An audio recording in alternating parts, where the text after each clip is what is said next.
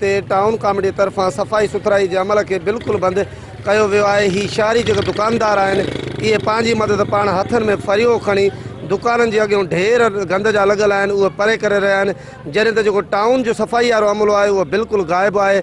उन हवाले सां शहरनि खां पुछंदासीं त हिन जो छा चवणु आहे।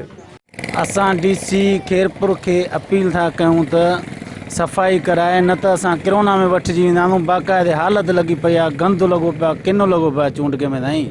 तव्हां ॾिसो था मुसलसल ही तक़रीबन 20-25 ॾींहं आहे शहर में रुॻा गंदनि जा ढेर थी विया आहिनि। ऐं मां तव्हांखे पाण ॿुधायां, मां हींअर पंहिंजी घर जी पाण सफ़ाई करे आयो आहियां नालियुनि जी। एतिरो तव्हांखे ॿुधायां त कंटिन्यू मां हिननि खे चवंदो रहियो आहियां टाउन वारनि खे बि, त उन्हनि को बि माना हिन ते एक्शन न खयो आहे। शहर जी तव्हां ॾिसो था, तव्हां गंदगी किनो सॼो शहर लॻो पियो आहे, शहर जी सफ़ाई आहे कोन साफ़ सुथरी, सॼो किनो लॻो पियो आहे मुल्क सॼो। असां दुकान ते ईंदा आहियूं, को जेको आहे भंगी वग़ैरह कोन हूंदो आहे, असां घणो करे पाण सफ़ाई कंदा आहियूं।